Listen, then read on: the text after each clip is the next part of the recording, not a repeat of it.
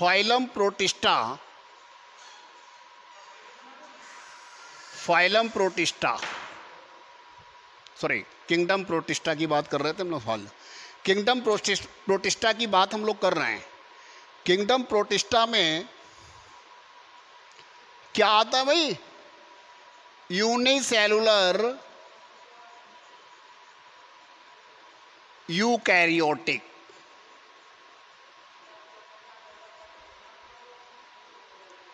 Unicellular eukaryotic. Protista unicellular eukaryotic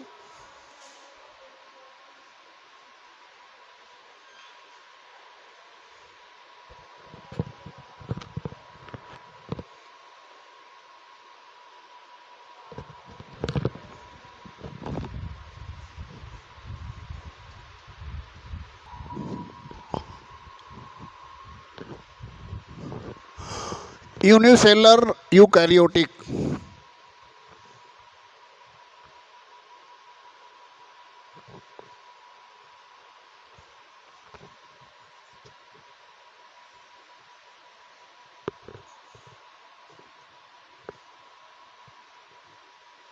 Ernst Haeckel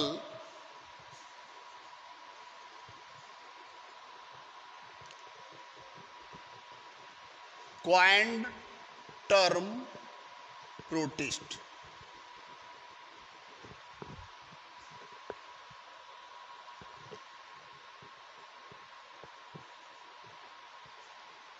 They are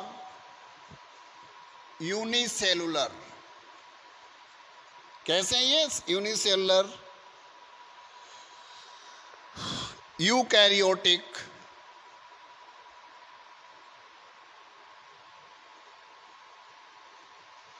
organism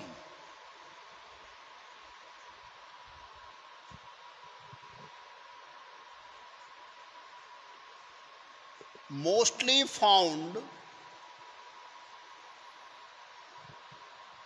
in aquatic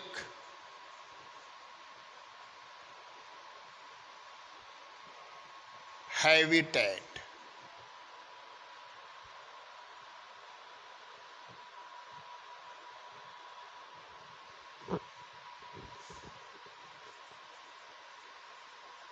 Locomotion take place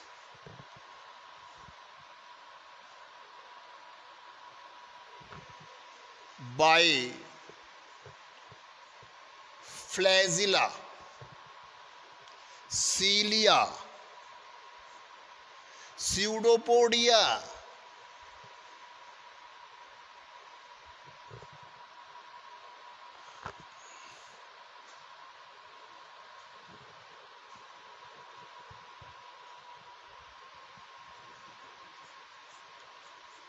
cyclosis and cytoplasmic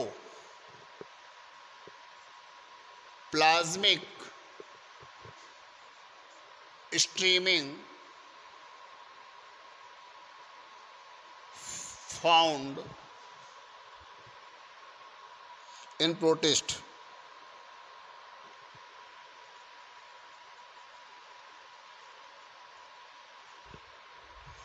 एक point की बात मैं कर रहा हूं यहां, बात को ध्यान समझिएगा। साइक्लोसिस यानी cytoplasmic streaming, movement of the cytoplasmic, क्योंकि ये साइटोप्लाज्मिक स्ट्रीमिंग नहीं होगी तो स्यूडोपोडिया का फॉर्मेशन नहीं होगा। को रिलेट करना सीखिए। साइटोप्लाज्मिक अगर स्ट्रीमिंग नहीं होगी तो स्यूडोपोडिया का मूवमेंट नहीं होगा, स्यूडोपोडिया का फॉर्मेशन नहीं होगा, मीन्स लोकोमोशन नहीं होगा।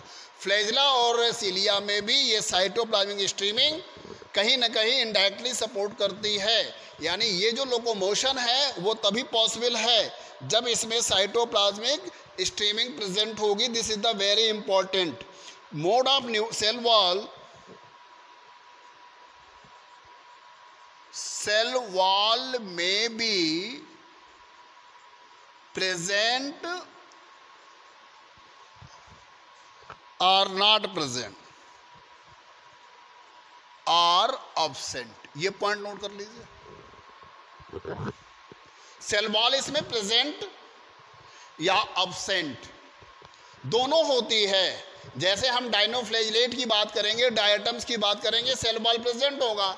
हम अब अमीबा की बात करते हैं, हम यूग्लिना की बात करते हैं, तो वहां पे सेल वॉल अब्सेंट होगा।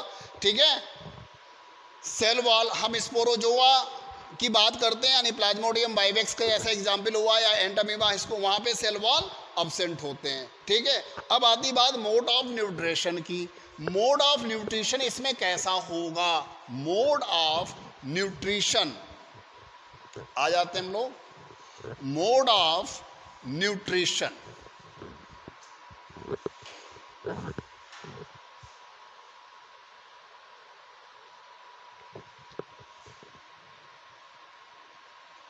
Mode of nutrition.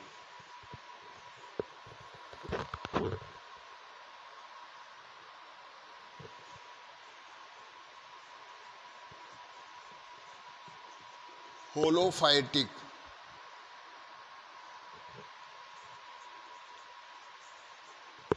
इंगेस्टिव,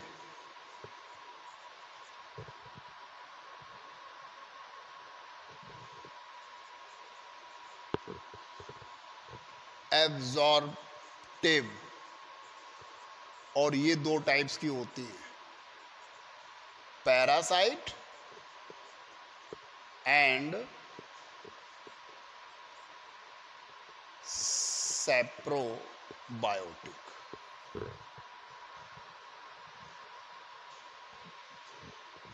होलोफाइटिक को हम कहते हैं फोटोसिंथेटिक।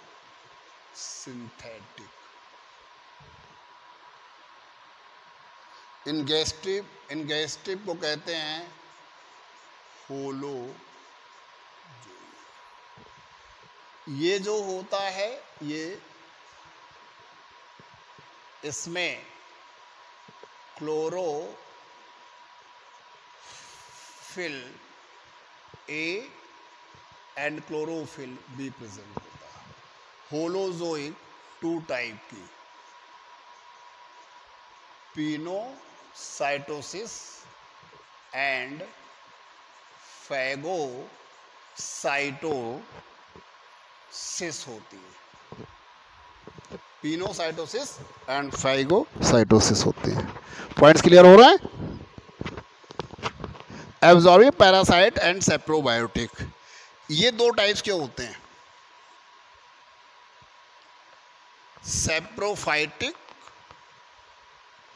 एंड सैप्रोजोइक। ये जो सैप्रोबायोटिक होते हैं वो ऑर्गेनिज्म जो डेड मटेरियल से अपना न्यूट्रिशन लेते हैं। अब जब डेड मटेरियल से लेते हैं, अगर डेड मटेरियल प्लांट है तो वो सैप्रोफाइटिक ऑर्गेनिज्म बोले जाएंगे, अगर डेड मटेरियल वो एनिमल्स लेते हैं तो वो सैप्रोजोइक बोले जाएंगे। यहाँ पे पैरासाइट्स होते हैं, ये अपना किसी दूसरे लिविंग की बॉडी पर, किसी दूसरे लिविंग ऑर्गेनिज्म की बॉडी पर ये अपना न्यूट्रिशन लेते हैं और उसको हार्म भी पहुँचाते हैं। इन्हीं को हम पैरासाइट्स कहते हैं। ठीक है जी, ये मोड ऑफ न्यूट्रिशन की बात आ गई प्रोटिस्टा की। ये कुछ इंपॉर्टेंट पॉइंट्स हैं कि मोड ऑफ न्यूट्रिशन कैसा होगा। अब आ जाइए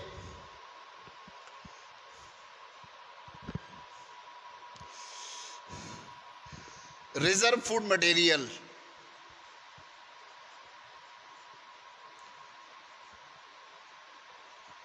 reserve food material is starch,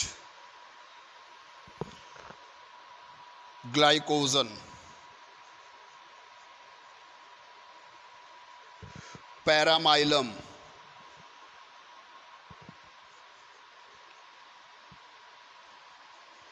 पैरामाइलम जो है यूग्लिना में होता है।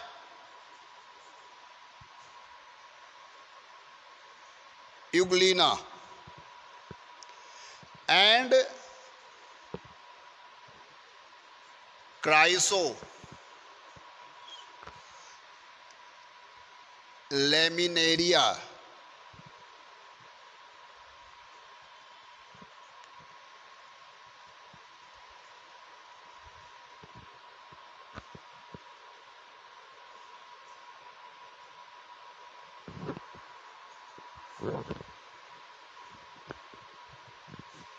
आ जाइए।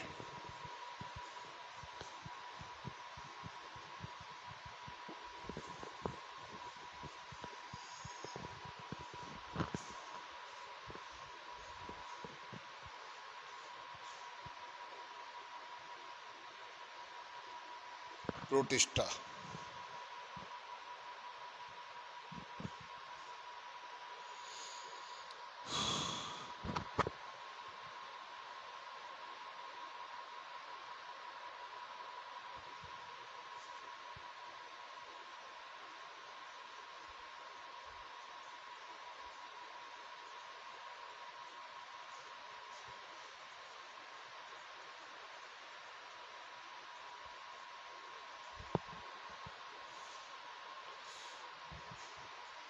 Is asexual reproduction.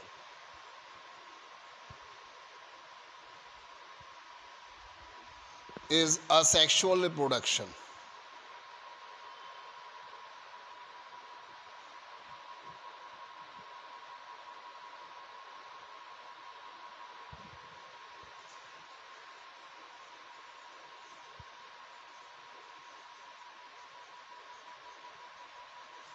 Through binary fission,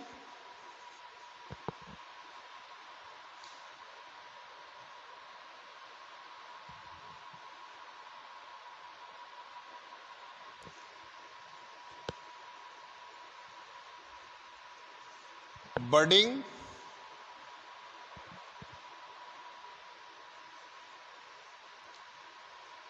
multiple fission,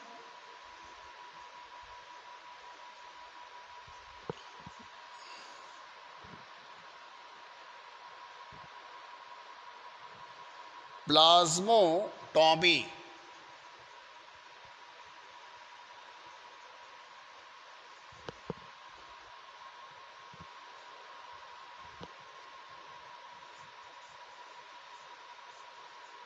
cyst formation,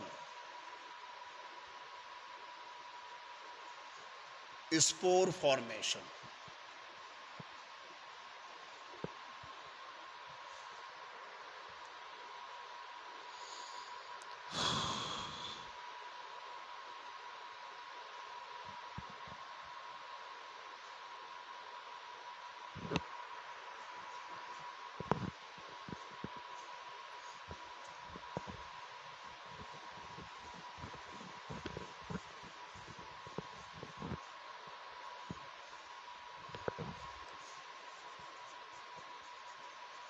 Sexual reproduction,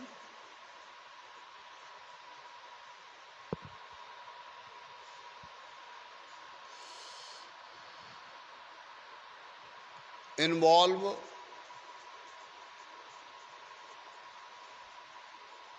meiosis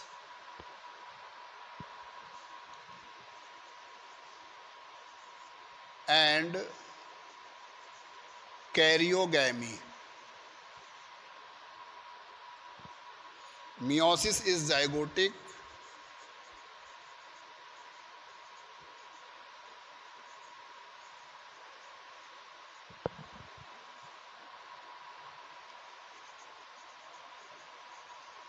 in some forms and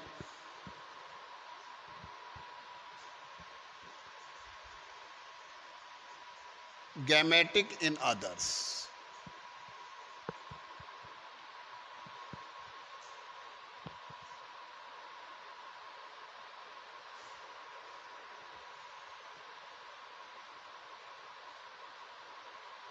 This is the important point. This kingdom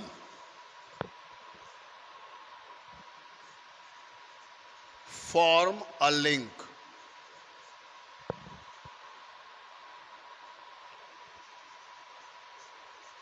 with the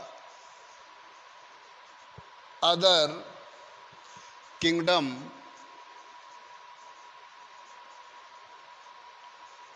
dealing with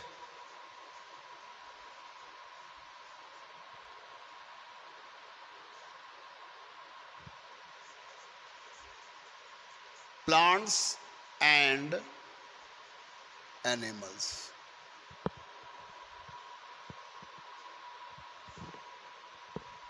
Plants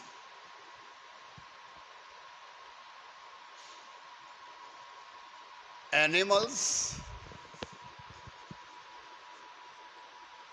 and fungi. अभी जरा इस point को discuss कर लेते हैं एक एक. The common mode of reproduction is the asexual reproduction. एक यहाँ पे दिया है बाइनरी फ्यूजन. बाइनरी फ्यूजन जो होता है, यहाँ पे बाइनरी फ्यूजन की बात करते हैं. सिंपल सी बात है कि दो हिस्सों में सेल का डिवाइड हो जाना, यानी the cell are living organism because protist is the unicellular. तो unicellular protist is the unicellular. एक important point, all the unicellular organism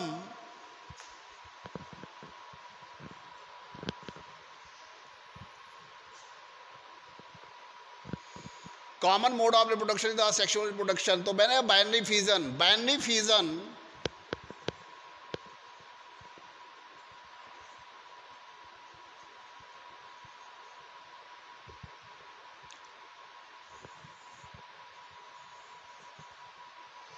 structure of the amoeba. This is the unicellular. Protist is the unicellular, and unicellular organism morphologically unicellular but physiologically acellular. This is the very important point. Physiologically unicellular but morphologically unicellular but physiologically acellular बोला जाता है, क्योंकि वो पूरा का पूरा एक cell पूरी बॉडी का काम करता है, इस नाते उसको फिजियोलॉजिकली आसेलुलर, मॉर्फोलॉजिकली यूनिसेलुलर बोलते हैं. यहाँ पे बाइनरी फ्यूजन में क्या होगा कि ये न्यूक्लियस दो पार्ट में डिवाइड होगा और बाद में ये साइटोप्लाज्म में डिवाइड हो जाएगा. दो पार्ट बनेंगे. अब इसमें ये सिंपल सी बात है कि इस दो पार्ट से, ये फेवरेबल कंडीशन में बाइनरी फ्यूजन होती है, इस दो पार्ट से आपके दो अमीबा बन गए. अब ये है बाइनरी फ्यूजन. ठीक, बाइनरी फ्यूजन में क्या होता है, in this process is the completed in the favorable conditions according to in binary fission organism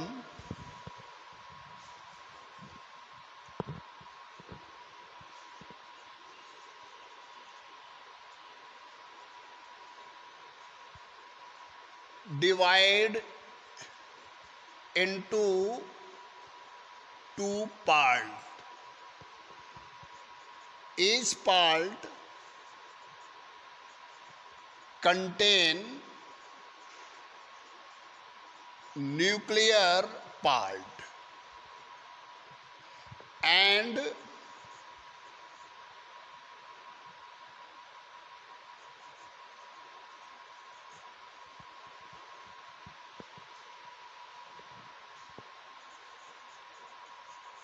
develop into new offspring. ये पॉइंट नोट कर लीजिए, न्यू ऑफस्प्रिंग. New offspring. अब आ जाइए,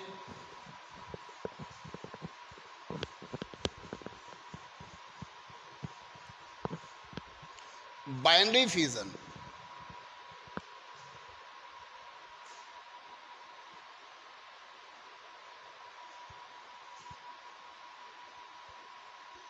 Fission is the three types.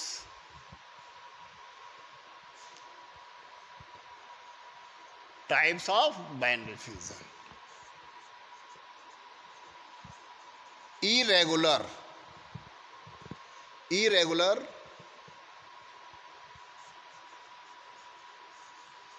longitudinal and transverse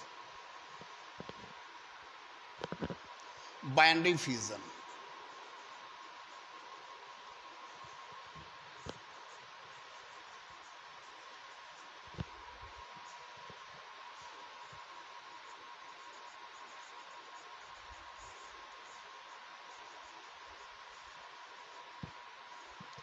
irregular,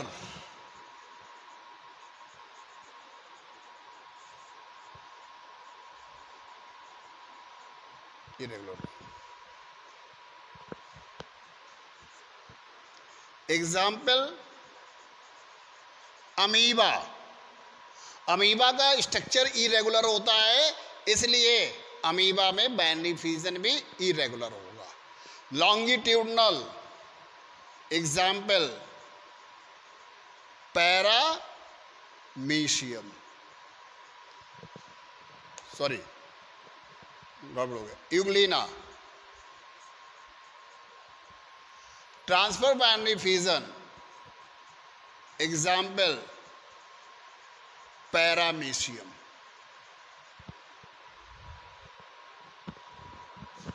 याद रखिए, binary fusion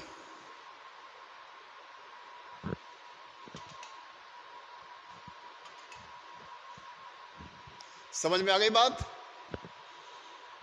इसके बाद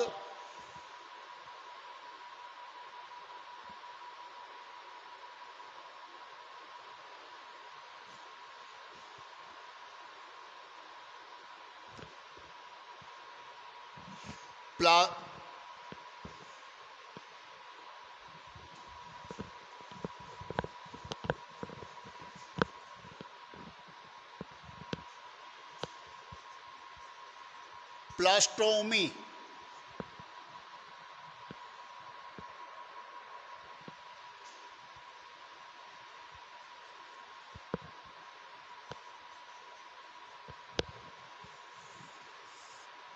ये ऑर्गेनिज्म होते हैं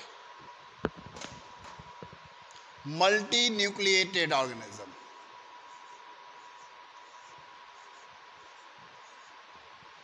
और ये फिर ऐसे डिवाइड होते हैं,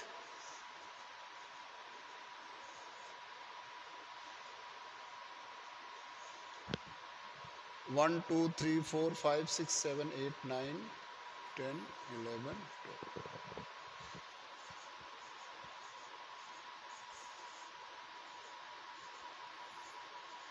और इनमें फिर ये जर्मिनेट करके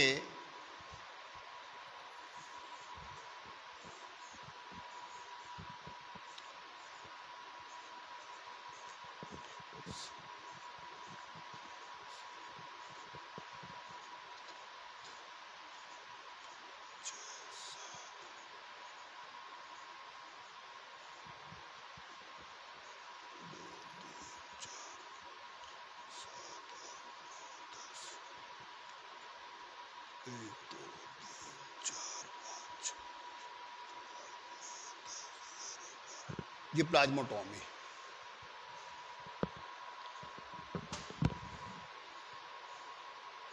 ये एग्जाम्पल समझ में आ गया आपको। तो ये प्लाज्मोटोमी हो गए। इरेगुलर बाइनरी फ्यूजन, अमीबा का स्ट्रक्चर आप ये देख रहे हैं, ये अमीबा का स्ट्रक्चर था, ये डिवाइड हो गए। Binary fusion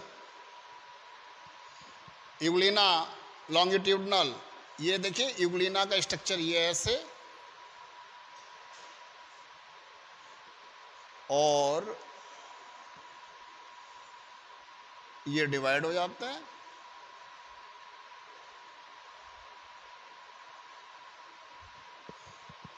transverse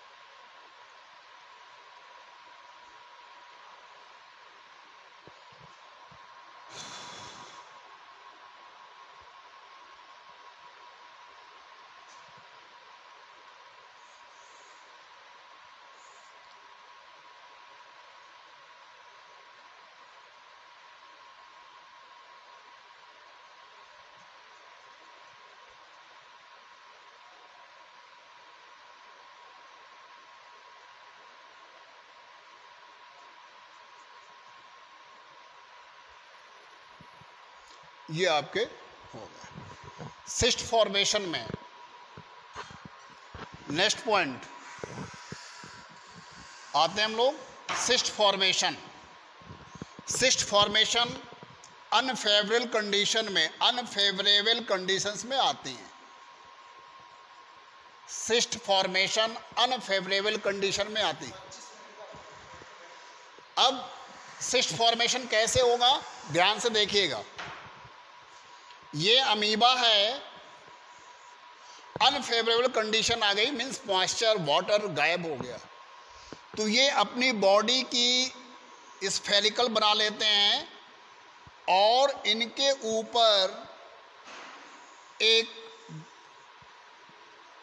thick wall का सिस्ट फॉर्मेशन हो जाता है। जब फेवरेबल कंडीशंस आती है अनफेवरेबल, तो जब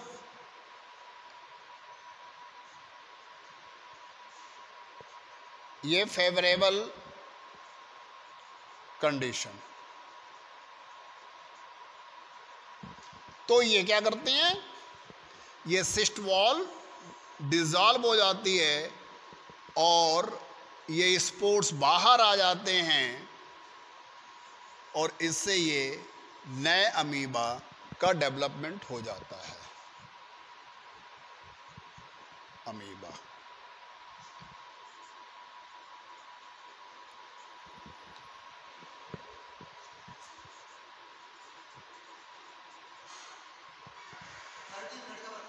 ठीक है, अमीबा। इसके बाद इसमें 2-3 पॉइंट और इंपॉर्टेंट पॉइंट्स प्रोटिस्टा के बारे में। एक इंपॉर्टेंट पॉइंट है, ये जरूर नोट करिए।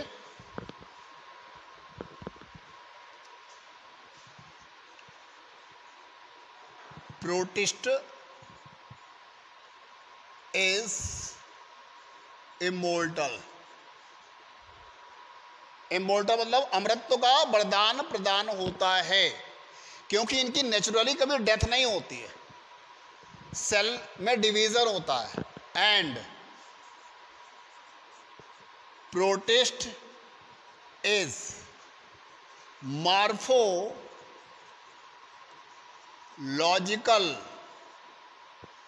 Unicellular and physiological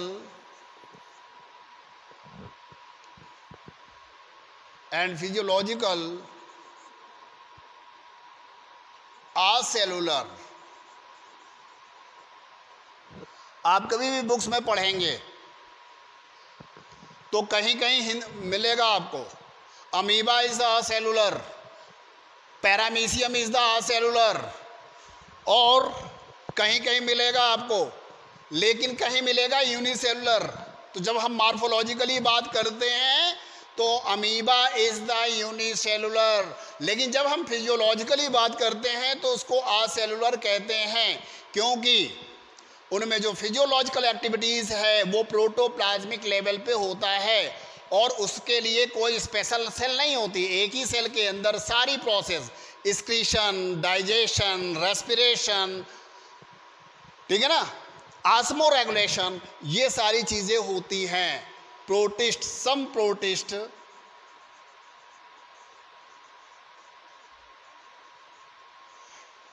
have a contractile vacuoles,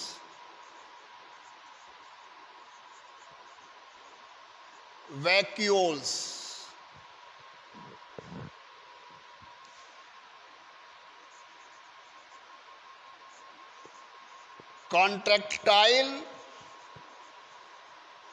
vacuoles is analogous of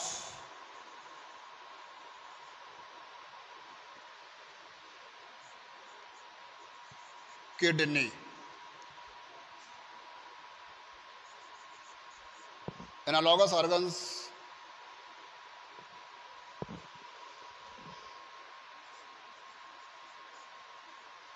contractile vacuoles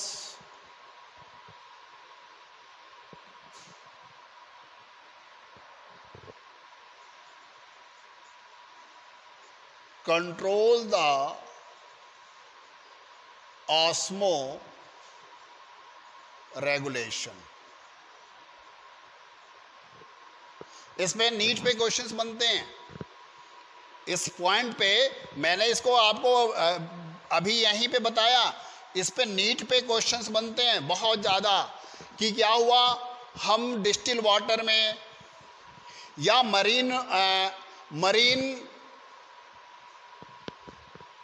amoeba को ले आए और उसको हमने क्या फ्रेश वाटर में रख दिया, तो उसमें कॉन्टेक्टाइल वैक्यूल्स बनेंगे या डिसअपीयर हो जाएंगे। नंबर ऑफ कॉन्टेक्टाइल वैक्यूल्स ज़्यादा बनेंगे या कम बनेंगे, ये इस टाइप के क्वेश्चंस आते हैं, हमेशा याद रखिएगा।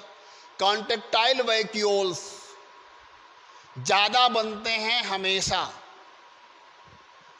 फ्रेश वाटर में, और मरीन वाटर में कॉन्टेक्टाइल वैक्यूल्स कम बनते हैं। मरीन वाटर में का अगर अमीबा हम लाके फ्रेश वाटर में डाल देंगे तो उसमें उस अपने सर्वाइवल के लिए contractile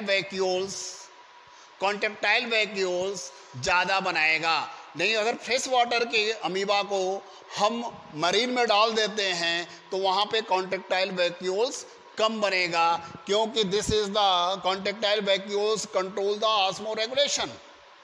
this is the very important point, and this is the also very important analogous organs of the analogous of kidney। ये किडनी का एनालॉगस होता है कॉन्टेक्टाइल वैक्यूल्स। जैसे हमारे बॉडी में किडनी ऑस्मो रेगुलेशन का काम करती है, वैसे ही कॉन्टेक्टाइल वैक्यूल्स प्रोटिस्ट में काम करती हैं। जो aquatic protist, free living aquatic protist होते हैं, उनमें मैक्सिमम में ये कॉन्टेक्टाइल वैक्यूल्स का फॉर्मेशन होता है। जी ठीक, आज ये क्लास ओवर करता हूं मैं, ठीक है।